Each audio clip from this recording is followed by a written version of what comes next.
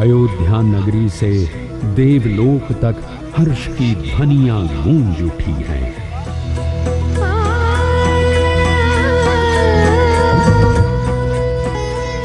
त्रिलोकीनाथ प्रभु श्री राम ने मां कौशल्या की कोख से प्रकट होकर पृथ्वी लोक को धन्य कर दिया है।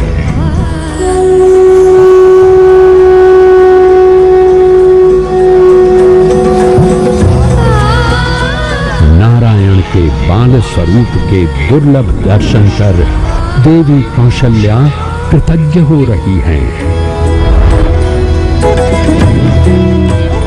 उनकी बाल लीला देखने को लालायित हो रही हैं। माता की मौन आज्ञा का पालन कर राम आनंदित हो रहे हैं।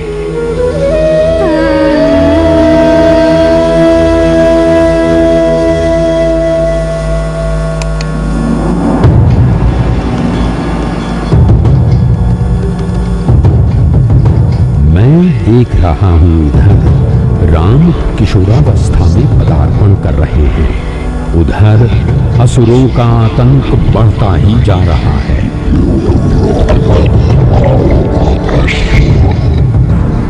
मुनि विश्वामित्र को पता है असुरों का अंत राम ही कर सकते हैं, यदि वे रक्षक बनकर मुनि के आश्रम आ जाएं।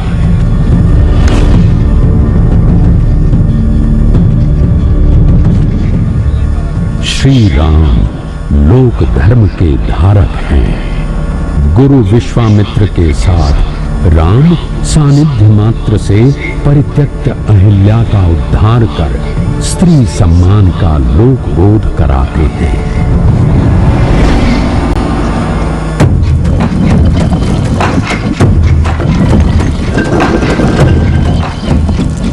गुरु विश्वामित्र के साथ राम जनकपुर पहुंचे हैं।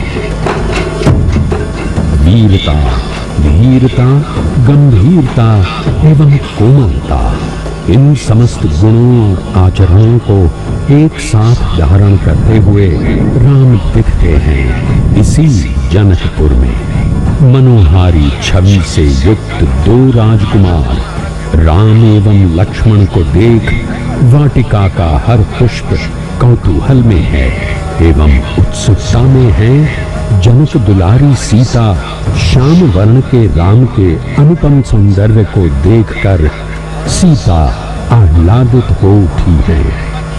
स्वयंवर में शिव धनुष भंग करने वाले को सीता वरण कर लेंगी। हिला सका न जिसे कोई बलशाली, राम ने खंडित कर दिया है पल में उस शिव धनुष को।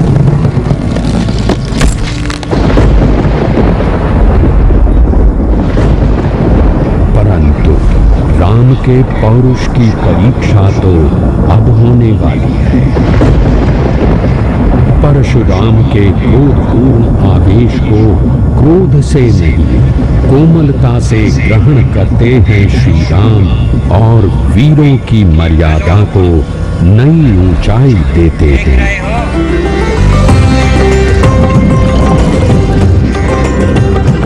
आज राम अयोध्या पधार रहे हैं, संग में संगिनी सीता है।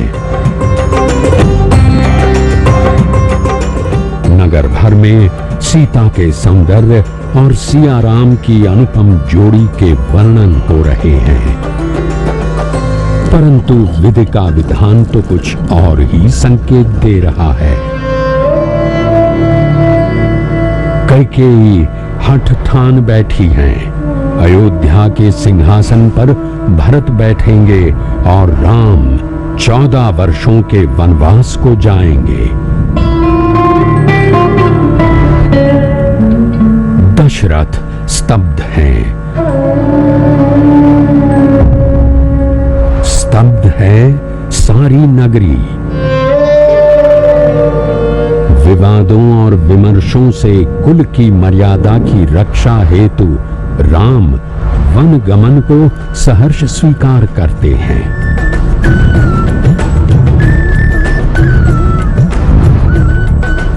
प्रसन्नता और अप्रसन्नता के भाव से परे राम नगर छोड़ चल पड़े हैं वन को।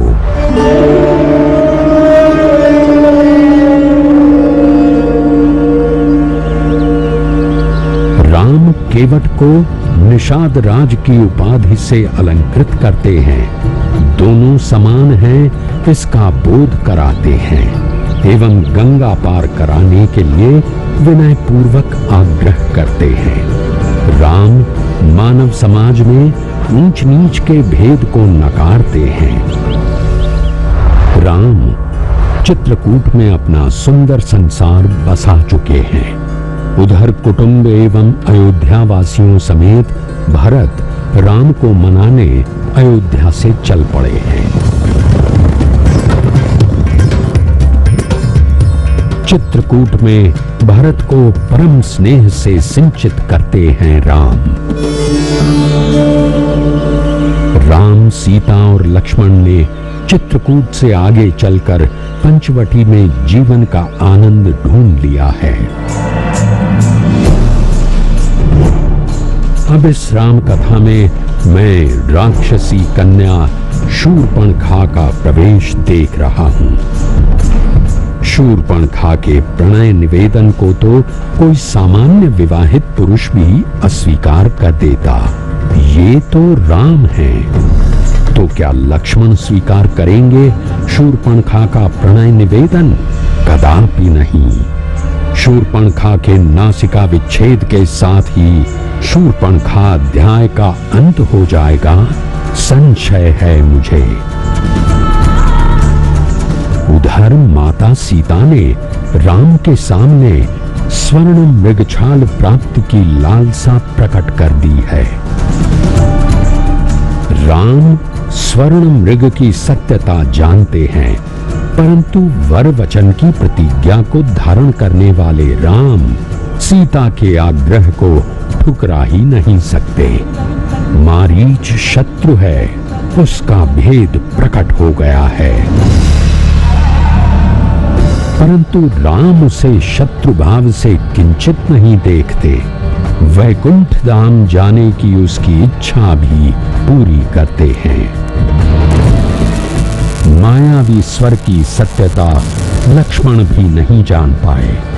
सीता अपनी कुटिया में अकेली पड़ ही गई। सीता लांग गई है लक्ष्मण रेखा।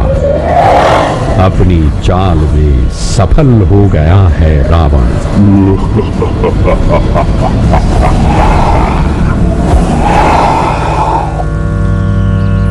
वियोग के क्षण में भी राम न धैर्य खोते हैं न धर्म। पहुंचे हैं शबरी के आश्रम। सीता का पता पूछना तो एक उद्देश्य है ही। शबरी को उनके हीन मनोभाव से मुक्त कराना भी राम का उद्देश्य है। भगवान भी अपने अनन्य भक्तों को ढूंढने की लालसा रखते हैं।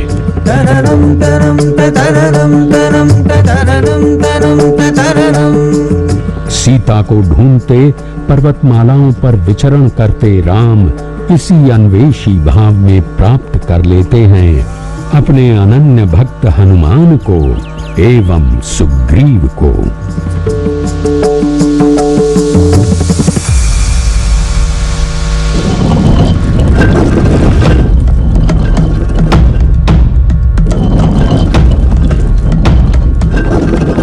राम काज को आतुर हनुमान सागर पार लंका स्थित अशोक वाटिका पहुंचे हैं, जहां घोर वेदना में घिरी माता सीता राम की मुंदरी पाकर अति विस्मित हैं।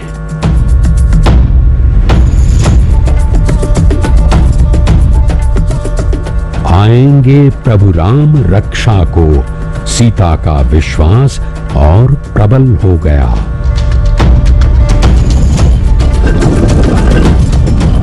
रावण राक्षस कुल का है, परंतु साधारण योद्धा नहीं है। ऊपर से उच्च कोटि का प्रकांड पंडित है और शिव का अनन्य उपासक भी।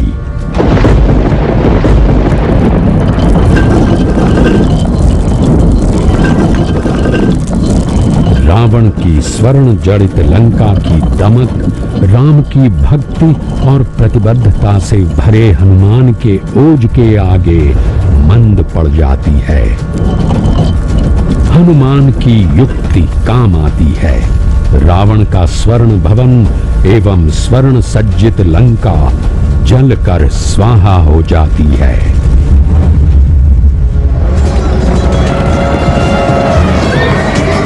लंका में भीषण युद्ध छिड़ चुका है। रावण की सेना के एक एक महारथी राम के हाथों मोक्ष को प्राप्त हो रहे हैं, परंतु राम अपने लक्ष्य के प्रति स्पष्ट हैं। राम का लक्ष्य है सत्य की स्थापना।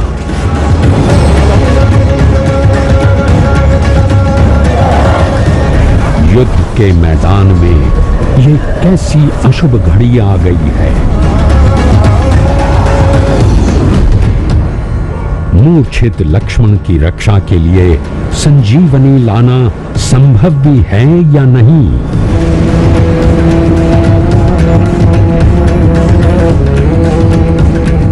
परंतु जो हृदय में धरे है राम की भक्ति, उस हनुमान के लिए क्या संभव क्या असंभव। राम को बोध है रावण के अवगुणों का। राम दंडित करेंगे रावण को और खंडित करेंगे दंभ उसका।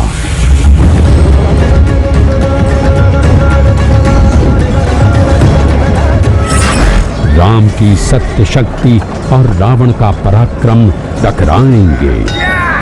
क्या होगा परिणाम आज? व्याकुल हैं देव सभी।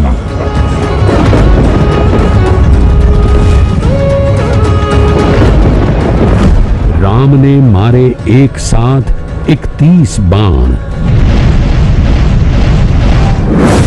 कट गए रावण के समस्त सिर, सूख गया नाभि का अमृत कुंड। गिर गया दशानन धरती पर। जय घोष उठा है देवलोक से।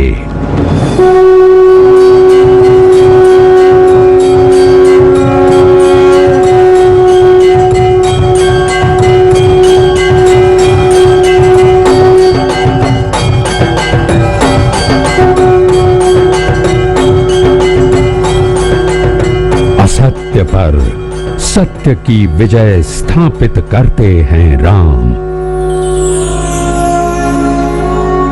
सीता अपने राम को पाकर आज पुनः पूर्ण हो गई हैं।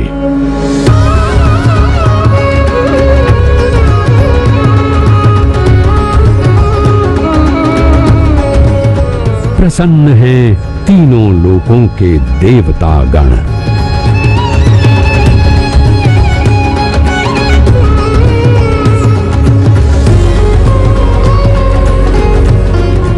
राम की मर्यादा पुनः परिभाषित हुई। मेरी अयोध्या नगरी के अतिशय हर्ष की एक और घड़ी आ गई है।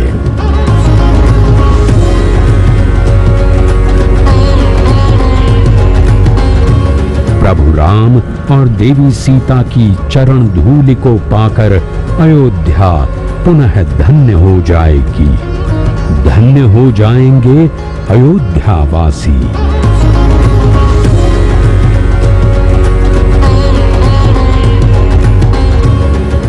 दीपों से सज रही है नगरी सारी।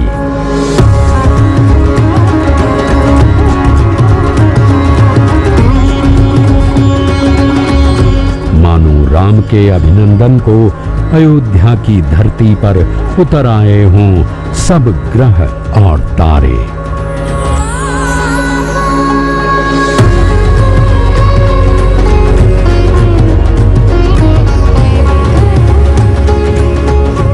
दीपमालाओं की स्वर्ण किरणों से आलोकित अयोध्यापुरी की ऐसी शोभा देख देवलोक भी विस्मित और आनंदित है।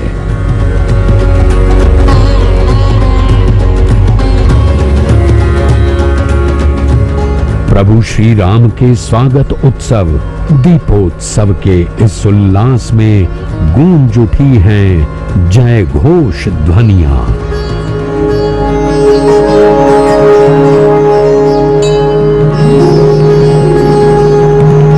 बोलो सियावर रामचंद्र की, पवन सुत हनुमान की जय जय। दशरथ सुत जय रघुनंदन, जय जय रघुवर जय कौशल्यानंदन। जय जय रघुनंदन, जय जय श्री राम, जय श्री राम, जय जय श्री राम। सियावर रामचंद्र की बोलो सब एक स्वर में, सियावर रामचंद्र की, पवन सुत हनुमान की।